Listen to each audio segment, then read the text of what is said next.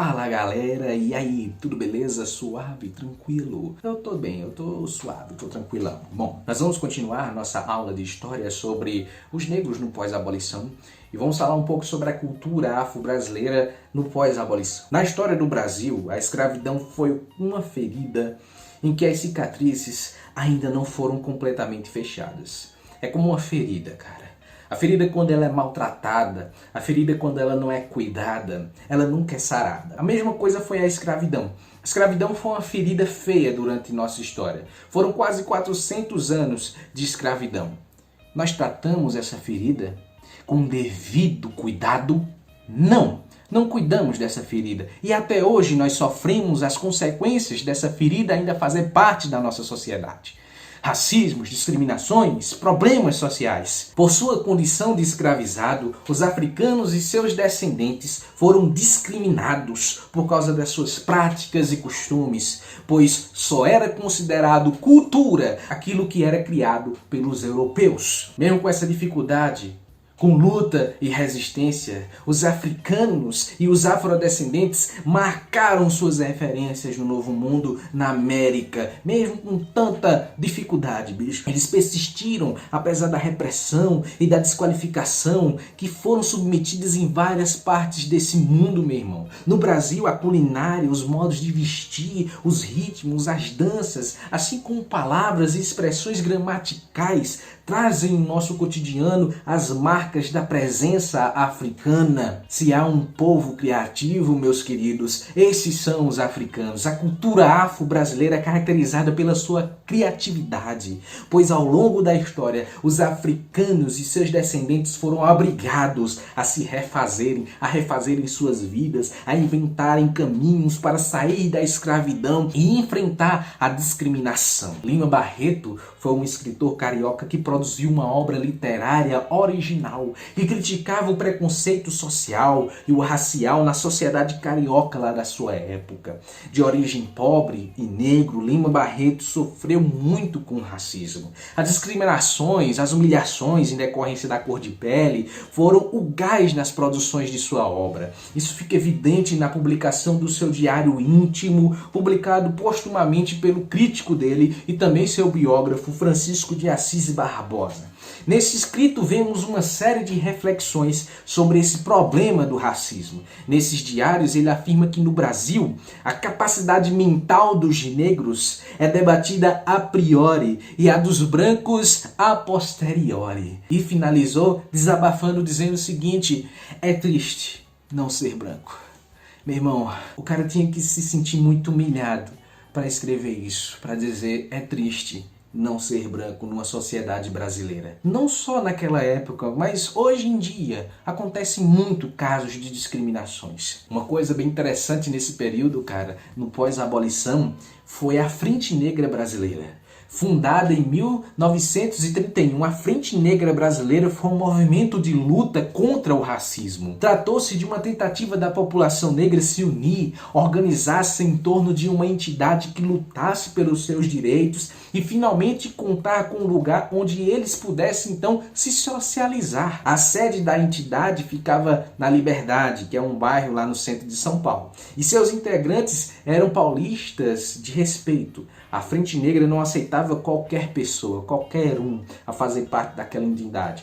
Só admitia então pessoas que tivessem provas de sua honestidade e provas de um testemunho de vida pessoal. A Frente Negra Brasileira criou diversos departamentos para atender áreas ou necessidades específicas. Por exemplo, o Departamento de Instrução ou de Cultura, que cuidava da parte educacional. Oferecia cursos primários, de alfabetização para adultos e de formação social, sem falar da biblioteca. Houve inclusive a proposta de criar uma escola, o Liceu Palmares, para ministrar cursos aos associados, equivalente aos que hoje são oferecidos no ensino fundamental e médio. Para você observar que se o governo não oferecia nada disso, se o governo os excluíam, da educação, diziam, ó, vocês têm dinheiro para pagar e estudar? Estudem, se não, se virem. Então o que é que acontece? A própria população se move, a própria população, o próprio grupo social vai buscar meios e métodos para então se inserirem na sociedade. Perceba aí, o Departamento de Cultura e de Instrução era chamado. Um outro departamento, que era o Departamento de Imprensa, ficava encarregado de publicar a voz da raça, que funcionava como porta-voz da entidade. O Departamento Jurídico Social tratava de prestar assistência jurídica aos associados, com o intuito de resolver, sobretudo, os problemas relacionados à violação dos direitos. O departamento musical era organizado com a finalidade de desenvolver cursos e atividades musicais. O departamento esportivo tinha a tarefa de promover algumas modalidades de esportes e organizar jogos e competições. Mantinha ainda um time de futebol, o Frente Negrino FC, Futebol Clube. O departamento médico oferecia assistência médica aos associados. O departamento de arte e ofícios era formado pelas seções de marcenaria, pintura, ornamentação, costura, limpezas e até mesmo serviços de pedreiro. O departamento dramático se responsabilizava por manter um grupo teatral que regularmente apresentava-se em espetáculos. Uma das maiores vitórias dessa entidade na luta contra o racismo foi ter conseguido colocar 400 afrodescendentes na força pública de São Paulo, que até então nunca tinha aceitado negros em seus pilotões. A instituição se expandiu em ritmo acelerado, atraindo a atenção de negros, sobretudo os mais jovens, de diferentes lugares e regiões do país inteiro. No seu auge, reuniu cerca de 600 mil filiados e contava com mais de 60 delegações distribuídas no interior de São Paulo e em outros estados, como Minas Gerais, Rio de Janeiro e Espírito Santo, tendo servido até de fonte de inspiração para aparecimento de outras organizações que eram semelhantes à Frente Negra nas cidades de Salvador, Recife e Pelotas. A fama da Frente Negra brasileira ultrapassou a fronteira nacional e a entidade ficou conhecida como o maior do gênero na América do Sul. Suas propostas e ações chegaram a ser acompanhadas por grupos negros da diáspora, especialmente lá no Uruguai, em Porto Rico, nos Estados Unidos e até mesmo em Moçambique. Os líderes da FNB resolveram então transformar a instituição em um partido político. Isso mesmo, em 1936, os Frente Negrinos tiveram o seu pedido aprovado de formar um partido político. Não chegaram, porém, a disputar as eleições. Como vocês sabem, em 10 de novembro de 1937, Getúlio Vargas instala a sua ditadura pessoal, a sua ditadura personalista, o Estado Novo, mandando fechar todos os partidos políticos e entre eles estava lá a Frente Negra brasileira. Uma outra coisa muito interessante nesse contexto foi o Teatro Experimental do Negro, em 1944 até 1968. A figura do negro no teatro brasileiro até as primeiras décadas no século XX é bastante restrita.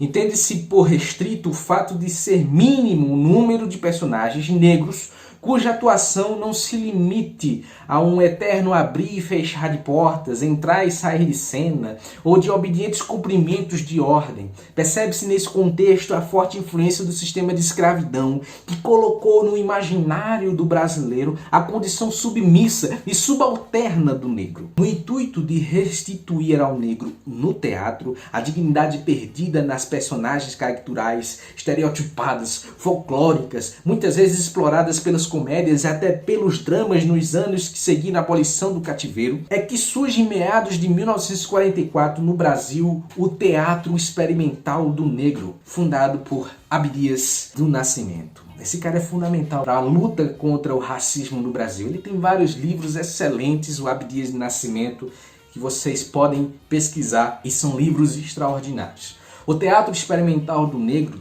tinha como objetivo de revelar a capacidade do negro no campo teatral. Abdias, que é a maior referência do negro, do teatro negro no Brasil, procurou acabar com as práticas de atores brancos pintados de preto, representando personagens negras, resgatando no país os valores da cultura africana através da educação, da cultura e da arte. O negro destaca-se então como ator. Com o tempo, o TEM adquiriu uma dimensão mais ampla de atuação. Em 1948, iniciou a publicação do jornal Quilombo, que funcionava como veículo de divulgação das suas ideias, das ideias do grupo, e estampava em diversos números um programa que visava o seguinte: o que é que eles pensavam? Trabalhar pela valorização do negro brasileiro em todos os setores, seja social, cultural, educacional, político, econômico e artístico. Lutar para que, enquanto não for tornado gratuito o ensino em todos os graus, sejam admitidos estudantes negros como pensionistas do Estado em todos os estabelecimentos particulares e oficiais de ensino secundário e superior do país, inclusive nos estabelecimentos militares. Todos os ensinos, todas as escolas eram particulares. Então, enquanto não fosse colocado ensino gratuito para todos, em todos os níveis, em todos os graus, tinha ensino gratuito, mas era só para aprender a ler. E não era todo mundo que ia. Combater os preconceitos de cor e de raça e as discriminações que por esses motivos se praticam, atentando contra a civilização cristã, as leis e a própria Constituição. Contudo, a lógica passa a ser outra. O negro sai das sombras, deixa de ser secundário para ganhar fala, contorno, ação. A dramaturgia como grafia de uma época passa a registrar as vozes vindas de quem fora subjugado. O discurso agora não é mais de um colonizador. O discurso é de quem foi colonizado, de quem é liberto e que, consequentemente, procura agora dialogar com a sua matriz identitária. Pois é, pessoal, essas são algumas considerações sobre o negro no pós-abolição. O que é que vocês acham? Será que a falta de cuidado fez com que esses problemas que nós enfrentamos hoje estejam cada vez mais piores? Bom, nós sabemos que existe muito mais coisas por trás dessa história, mas aí cabe você também estudar, cabe você também a pesquisar. Nós somos pesquisadores, nós somos historiadores. Você é historiador, você pode procurar, você pode buscar, você pode ler e você pode fazer sua parte. Você faça sua parte aprendendo, ouvindo, lendo e sendo mais, deixando de discriminar as pessoas, deixando de ser preconceituoso, quebrando seus preconceitos e você então olhar para as pessoas não como um objeto, não como alguém que você precisa para alguma finalidade, mas como pessoa. Respeite as pessoas como elas são, apesar das suas diferenças, apesar de quem elas são. Respeito é fundamental. Não importa a religião dela, não importa os costumes dela. Respeite ela como pessoa primeiramente, porque ela é uma pessoa. Ela é diferente de você? É, mas ela é uma pessoa. Por isso respeite. Respeite e procure entender a sua visão de mundo. Você tem uma visão de mundo, eu tenho outra. E outras pessoas têm outras. Por isso eu digo a vocês, estudem. Procurem ver o mundo com outros olhos.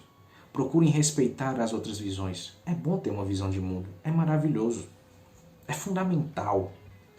Uma coisa é você defender sua visão de mundo, outra coisa é você ofender as pessoas por causa da visão de mundo delas. Não faça isso, não seja idiota a esse ponto. Beleza? Espero que vocês tenham gostado e se vocês gostaram, deixa aí seu like, compartilha, tá? Faça o que vocês desejarem, o que vocês quiserem. Tranquilo, suave? Então, até a próxima e fiquem em paz, fiquem isolados, quarentenados. E quando essa situação voltar, estaremos juntos novamente. Valeu, falou!